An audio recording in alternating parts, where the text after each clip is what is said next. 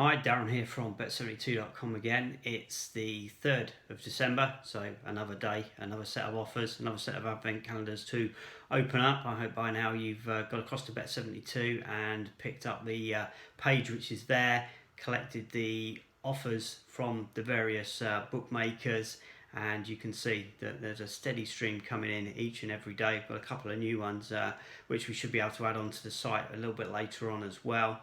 We're just checking those out, making sure they're all okay to go on.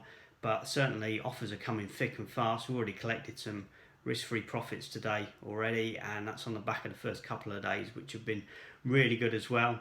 Equally, the other bookmakers or other bookmakers who are not running the calendar offers, for example, we're looking at Will Hill and Sky Bet today in particular, got some very good offers for the day, so certainly money to be made out there. So I won't keep you too long, just get back to the job in hand of making a few extra quid. First thing I would say about today is I've actually got my camera round the right way this time, so you're not looking at me through a letterbox. Bit of a schoolboy error yesterday, but we've got the widescreen set up now, so you can see me in all glorious widescreen. Even a shot there of my Reading calendar in the background ahead of tonight's match against QPR, which we'll probably quickly gloss over judging by our current form at the moment. But yeah, just a quick recap of last night. Obviously the main focus of our attention yesterday was the Southampton-Liverpool game. We got a couple of enhancements through from Will Hill before kick-off. That was on top of the Bet20 get £10 in play. So that worked very well. We did a bit of trading on that game. So we had an extra £10 insurance which we could use. We used one of the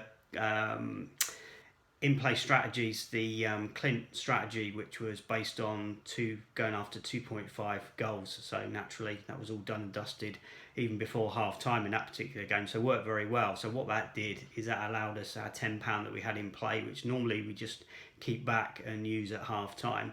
That then just allowed us to back and lay a further correct score to actually enhance our profits even more. So we didn't even actually need any insurance in that case because we already had the trade won before half time. So that worked really well. So again, you can mix it up, mix and match them as you want. We also had a price boost before the game which came in on Liverpool to qualify. I think the price was 2-1. Yeah, it was 3. I think it was a good boost up until the point where the teams got announced and Liverpool just drifted like a barge and Southampton price steamed right in just on the back of the initial team at Liverpool put out, and that looked quite vindicated after the first minute, but they really turned it around. It was quite impressive. So but anyway, we made a few quid on that as well, so it was all good. It was a really good game and it worked out perfectly for us. On to today, like I say, you've got the advent calendars, been through them, already picked up a profit from Come On, who have got a free spins offer today. Bob's Quest is the actual slot. You can either do a bet in a sports book for £10 and get a free £10 for use on the slot, or you can actually wager £10 on a particular slot and then you get another £10 to go on as well. And we actually made £10 exactly on that particular one, so that was a nice enough start to the day.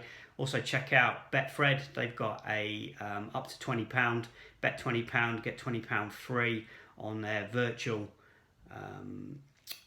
events, which are, if you've not seen those before, then it's just video games of various sporting events and fictitious matches, horse racing, whatever. Naturally, there's no way to actually lay it off. All we say to people is if the lowest sort of risk option you can go for is maybe if you're looking at some of their virtual horse racing, and you can use perhaps the initial qualifying bet, say on something like a place, for a low odds favourite. But again, there's no real skill to this, because at the end of the day it's sort of virtual reality video game type action. So you know, there's not any real hard and fast rules from that. But if you fancy that, at least even if you lose, you're going to get a second shot. So it's almost like a buy one get one free.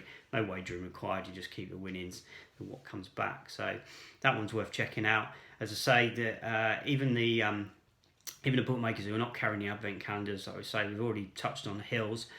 They've got a second place offer on the horse racing today through the card at Kempton, which kicks off a little bit later this afternoon.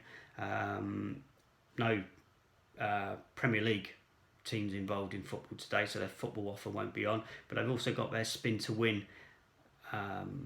offer, which is back. It's just in their Vegas section of their site, and you can use that. And it's just a basic wheel with some prizes on it. I mean, they're only there's a 5k draw that you can get entered into. There's £2 and £5 prizes on some of their Vegas Millions slots. So again, if you've got an account, it's free to do. It takes literally 1 second to click the button. You get told your prize, and then collect the bonus later in the day. And if it's on the Vegas jackpot slot, so you never know, £1 or £2 spin on one of those, and if you land it right, then it could be very lucrative indeed. So again, if you get any successes on that, do let us know. We'll post them up on the site. And Sky Bet as well, must mention their offer. They've got very good offer. It's their second place. They pay out on the second place as well. It's a winner. So if you pick a horse, it's in the 2 o'clock at Wincanton today. If you pick the horse and it actually comes second, then they will pay it out up to a maximum of I think it's £50. I have to double check. I need to double check the T's and C's on that. But they will actually pay out as though that horse was finished second. So that's a good enough offer. Again, a couple of ways you can play that. You can literally just go back and lay a selection to make it very low cost. If it comes second, then that's fine. The only thing is with that is if a horse actually did go on to win, then you've sort of wholly covered your belay amount, which is then going to take away any winnings that you might have actually made if a horse won. So I tend to perhaps underlay those by £2 or £3. It just gives it a low cost option of the horse coming first or second, and you're going to get some back. Obviously you're going to lose a little bit if the horse comes third or is unplaced, but again, over the course of the months we've been actually doing this and these particular offers, then it's not a big deal. It really does even itself out. In fact, that's one of the most profitable offers that we sort of use. And to be honest, again, I look at a lot of this stuff I'm not looking at each of these offers sort of in isolation. I am from a point of view of assessing whether they're sort of positive expected value or not. There's no point if the offer's stacked against you, but if there is an edge there, then I'm quite happy to take a little bit of a loss perhaps on qualifying or taking one of the offers, because purely know we're going to get it back elsewhere through one of the other risk-free offers. So for example, we already know we're £10 up from the Come On casino slot spins we've done today. So if you like, our overall profit and loss on the day, it's got to be taken as a whole. We're not looking at the individual offers as such. So if I can make a little bit there, I can reinvest it somewhere else. I can then perhaps reinvest some of those profits later on tonight if I'm doing some trading, that sort of thing. And you build up a whole picture rather than just taking a particular offer on its own. Again, if you can reinvest some of this money, you can compound it, take it onto more offers, then that's really the way that you start to get these banks growing. And you can then start to, as I say, leverage some of those profits. Particularly now, we leverage a lot of this stuff going into trading as well, and that makes a big difference. One thing I would say about trading actually is anybody who's not seen it, if we want to go over to greenuptv.com, that's our media site where we host all of the trading and bookmaker and any money making type videos that we can actually get our hands on. An excellent one which we put up last night from professional trader Carl Berry. A lot of people may well know him or come across him before, but he's got an excellent, he's doing this series. In some ways this is sort of what inspired me to do this, and Peter Webb's been doing some as well, the actual face-to-face stuff, and I've probably not got the face for it, but yeah, I do quite enjoy doing them. And he's just put one up as the top 6 or 7 trading books that he's read, and not necessarily about sports trading. In fact, there's very few sports trading books about, but a lot of them about the actual mindset and the process and what goes through actually being a professional trader. A lot of the guys from the financial markets and coming in, and there's so much crossover into that, because naturally at the end of the day, everyone's just trying to interpret figures on screens and make decisions based on what they see in front of them. So very good. Certainly the mindset stuff and the psychology is something that I'm trying to work on myself to improve my overall trading, and there's some very good recommendations there. So if you go across to greenuptv.com, that's all the latest videos that are there. I'll post mine up there as well, so if you miss any of these, you can recap on there as well. Okay, I'm just looking at the time on the clock. I'm going on a little bit here now, but certainly lots to get stuck into today. And of course we'll be back again tomorrow with more of a roundup. Keep the questions coming. I did have one question, and I'll just answer it very briefly, which I think is quite useful. It was concerning yesterday's offer on NetBet. And someone was asking if we got the bonus, in, which was a totally free bonus from the bookmaker. Why did we actually underlay it?